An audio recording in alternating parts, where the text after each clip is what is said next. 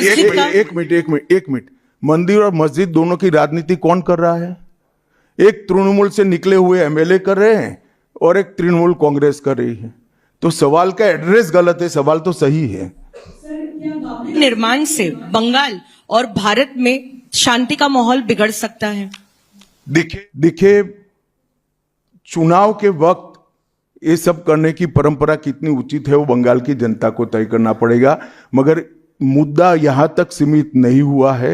युवाओं की रोजगारी का है, महिलाओं की सुरक्षा का है, घुसपैठ का मुद्दा है, भ्रष्टाचार का मुद्दा है, इंडस्ट्रीज के पलायन का मुद्दा है, गिरते जा रहे इंफ्रास्ट्रक्चर के स्तर का मुद्दा है। ढेर सारे मुद्दे हुए, कहीं से बच नहीं सकते।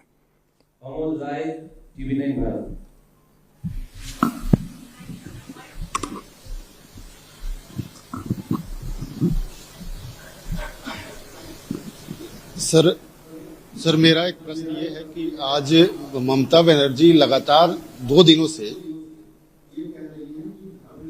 का एक अपना स्वभाव है, लेकिन उनपे जो है तुष्टीकरण का आरोप लगाया जा रहा है और लगातार वो पहले भी मंदिर एक बनवाई है अभी उड़ीसा के तर्ज पे, और दूसरा एक और घोषणा उन्होंने कर दिया महाकाल मंदिर बनाने का। तो चुनाव की दृष्टि से क्या आपको लगता है कि इसका मैं तो भाई किसी भी कारण से मंदिर बनाते ही इसका स्वागत करता हूं, मगर बहुत देरी कर दी है उन्होंने। তোমার হাতে তুমি মহারাজ সাধু হলে আজ আমি আজ চোর বটে। জিজ্ঞেস করুন দুঃশাসন মন্ত্রী বিএসএফ কার হাতে অনেক জমি তোমায় দিয়েছি, কিন্তু তুমি করতে পারোনি। আগে ওগুলোর কাজ শেষ করো, যে জমিগুলো দিয়েছি তারপরে আবার দেব। তোমার তো বর্ডার করার কাজ নয়, তুমি এখন 1.5 কিলোমিটারটাকে 50 কিলোমিটার বাড়িয়ে দিয়ে গ্রামে গ্রামে ঢুকে বিএসএফ কে দিয়ে থ্রেট করছো। আমি বিএসএফ এর বিরুদ্ধে নই, আমি সিআইএসএফ এর বিরুদ্ধে নই, আমি সিআরপির বিরুদ্ধে নই, আমি এজেন্সির বিরুদ্ধে নই, কিন্তু তাদের বলবো ইম্পার্শিয়ালি কাজ করতে। যদি বিজেপির কথাই চলে তাহলে তো বলতেই হবে।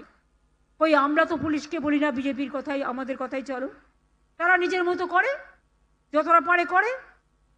কাজেই মনে রাখবেন, বিনা যুদ্ধে 1 ইঞ্চি জমি ছাড়ছি না এবং ছাড়বো না। ডাইরেক্ট দায়িত্ব আপনারা মমতা ব্যানার্জির হাতে দিয়েছিলেন, তো মমতা ব্যানার্জি ব্যবস্থা গ্রহণ করেনি। তো আগামী 2026 আসছে, এরকম ভাবে উঠলে হয়, পিছিয়ে দেখতে হবে। আপনাদের কি করতে হবে? 2026 আসছে, বুঝিয়ে দেবো তো নাকি? একটু হাতটা তুলে অদা করুন তো। যারা কোরআন শরীফকে আমার সাথে বলতে হবে, ভয় নেই, আইএসএফ কে ভোট দেওয়ার কথা বলবো না। যারা রাস্তার এপারে আছেন ওপারে আছেন, হাত তুলুন। কোরআন শরীফকে ধর্মগ্রন্থকে অপমান করেছেন, তার জবাব দেবেন তো নাকি? 2026 ভোট আসছে, তৃণমূলকে একটাও ভোট নয় তো নাকি? অদা করছেন তো?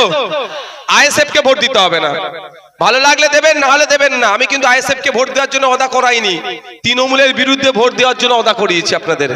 কারণ 21 সালে ভোট নিয়েছিল তৃণমূল, আর নিয়ে আমার কোরআন শরীফকে যখন আক্রমণ করছে তৃণমূল চুপ করে বসে আছে। তবে আমি মামলা করেছি, এটুকু মাথায় রাখবেন। কালকে যদি কেউ গীতার বিরুদ্ধে কথা বলে, নওশাদ সিদ্দিকী মামলা করবে তার বিরুদ্ধে। রামায়ণ, মহাভারত, বাইবেল, যে কোনো ধর্মগ্রন্থের বিরুদ্ধে যদি কেউ কথা বলে, নওশাদ সিদ্দিকী দেখবেন না গিয়েছে তার বিরুদ্ধে মামলা করবে, ছাড় হবে না। অনেক হয়েছে বন্ধুগণ, আমি এতটুকু একটা চ্যালেঞ্জ দিয়ে যাচ্ছি। দেখুন, অর্ধ সত্য মিথ্যা চেয়ে ভয়ঙ্কর। 6 নম্বর আয়াত করছে, 5 নম্বর আয়াতটা আর বলছে না কি আছে, 7 নম্বর আয়াতটা আর বলছে না।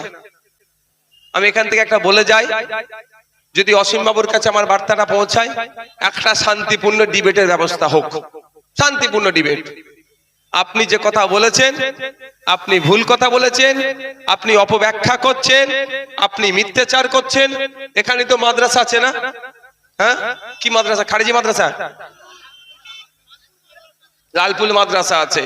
তাফসীরের কিতাব পড়ানো হয়, কত অবধি হয়? আচ্ছা আচ্ছা, উস্তাদরা আছে এখানে। আমি যদি ভুল বলি জিজ্ঞাসা করবেন। কোরআন শরীফের একবার কোন সময় অল্প আয়াত নাজিল হয়েছে তো কোনো সময় বড় সূরা আকারে নাজিল হয়েছে, একাধিকবার দীর্ঘ সময় ধরে কোরআন শরীফ নাজিল হয়েছে। কিন্তু নাজিলের পিছনে কারণ আছে, সেই কারণটা খোঁজার জন্যই তাফসীরের কিতাব পড়তে হয়। হযরত যারা আছেন তারা বলতে পারবেন, ইসলামিক স্কলাররা যারা, আমি ইসলামিক স্কলার না, আমি বিশদ ব্যাখ্যায় যাব না, আর এটা ইসলামিক মঞ্চ নয়, কিন্তু জানিয়ে রাখা দরকার। ওই আয়াতটা কেন নাজিল হয়েছে তার জন্য ব্যাখ্যা তাফসীরের কিতাবে যেতে হয়। ব্যাখ্যা কোথায় পাবেন? তাফসীরের কিতাবে ব্যাখ্যা যেখানে দেয়া আছে, সেই ব্যাখ্যাটা আরো সহজে যদি বলা হয় শানে নজুল বলা হয়। ঠিকঠাক বলছি তো নাকি? যারা শানে নজুল বলা হয়, কারণ কেন আয়াতটা এসেছে তার বিশদ ব্যাখ্যা করা হয়। সেই ব্যাখ্যা না করে আপনি বলে দিচ্ছেন কোন কাফেরের কথা বলা হয়েছে। কাফের মানে কি? কাফের মানে তো অস্বীকারী। কোন পরিপ্রেক্ষিতে বলেছে, কাদেরকে বলেছে, কারা চুক্তি ভঙ্গ করেছে, কি চুক্তি হয়েছিল, সবটাই একটা শান্তিপূর্ণ ডিবেট হোক। আমরা একদিকে থাকবো, অসীম বাবুরা একদিকে থাকবে, আমার দিকে শুধু নওশাদ সিদ্দিকী নয়, আমার দিকে বিশ্বজিৎ মাইতি থাকবে, আমার দিকে তাপস ব্যানার্জি থাকবে, আমার দিকে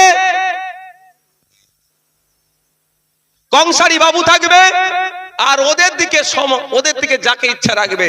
আমাদের দিকটা মুসলমান